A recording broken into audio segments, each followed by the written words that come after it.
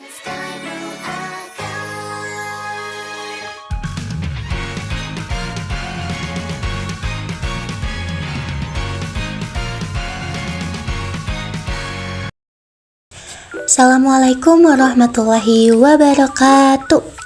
Halo semuanya, apa kabarnya hari ini? Sebelumnya izin untuk memperkenalkan diri dulu ya. Saya Yayan Kristila. Saya dari program studi Pendidikan Islam Anak Usia Dini di Universitas Dr. Kiai Haji Eji Mutakin. Saya di sini tentu akan menjelaskan psikologi pendidikan dari mata kuliah Landasan Pendidikan yang dibimbing oleh Miss Ake Ajar Anisah SSMPD. Silahkan menyaksikan ya teman-teman. Pengertian psikologi pendidikan, apa sih itu teman-teman? Secara etimologis, psikologi berasal dari bahasa Yunani, yaitu psyche, yang berarti jiwa, dan logos, yang berarti ilmu pengetahuan. Sedangkan pendidikan berasal dari kata didik dengan memberinya awalan pe dan akhiran kan, sehingga mengandung arti perbuatan, hal, cara, dan sebagainya. Psikologi pendidikan dapat diartikan sebagai salah satu cabang psikologi secara khusus mengkaji perilaku individu dengan tujuan menemukan berbagai fakta, generalisasi, dan teori-teori psikologi berkaitan dengan pendidikan yang diperoleh melalui metode ilmiah, tentunya dalam rangka pencapaian efektivitas proses pendidikan. Psikologi pendidikan adalah perkembangan dari psikologi perkembangan dan psikologi sosial, sehingga hampir sebagian besar teori-teori dalam psikologi perkembangan dan psikologi sosial digunakan di psikologi pendidikan. Psikologi pendidikan adalah hal penting yang memberikan kontribusi terhadap pendidikan dalam memahami makna pembelajaran, peserta didik, proses belajar, dan strategi pembelajaran.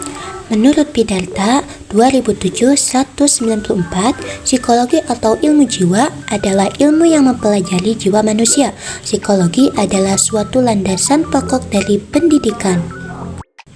Antara psikologi dengan pendidikan merupakan hal yang sangat sulit untuk dipisahkan. Subjek dan objek pendidikan adalah manusia, sedangkan psikologi menelaah gejala-gejala psikologi dari manusia. Selain itu ada teori belajar. Belajar adalah kunci yang paling utama dari setiap usaha pendidikan. Jadi tanpa belajar sesungguhnya tidak pernah ada pendidikan.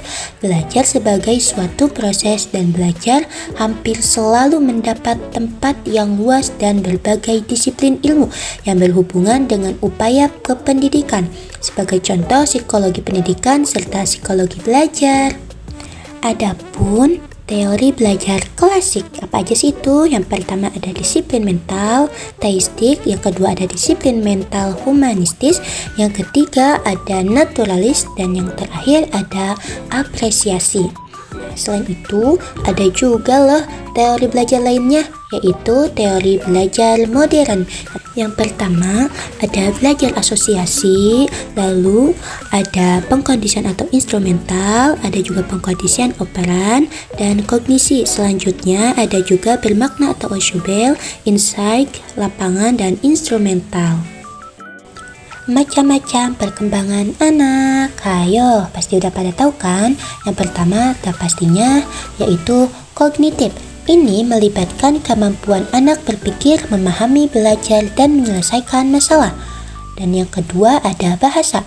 Anak belajar mengenal suara, kata, dan kalimat, serta berkomunikasi dengan orang lain. Lalu ada yang ketiga, fisik motorik, mencakup keterampilan motorik kasar seperti berjalan, berlari, melompat, dan lainnya, serta keterampilan motorik halus seperti menggambar, menulis, meramas, dan lain sebagainya. Lalu ada sosial emosional, anak belajar berinteraksi dengan teman sebaya dan mengelola emosi mereka. Lalu ada lagi agama dan moral.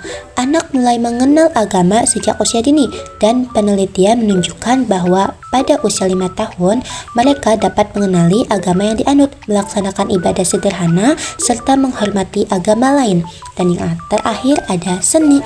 Seni pada anak adalah aspek penting dalam mengasah kreativitas, imajinasi, dan keterampilan motorik halus.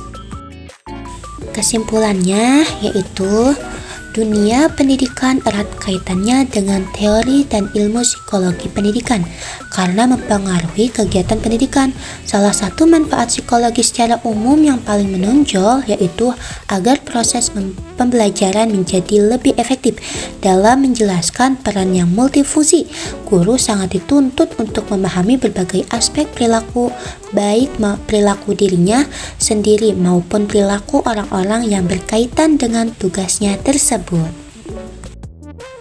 Baik teman-teman, hanya itu saja yang bisa saya sampaikan. Mohon maaf jika banyak kekurangan, boleh di komen di bawah ini ya. Dadah, Assalamualaikum warahmatullahi wabarakatuh.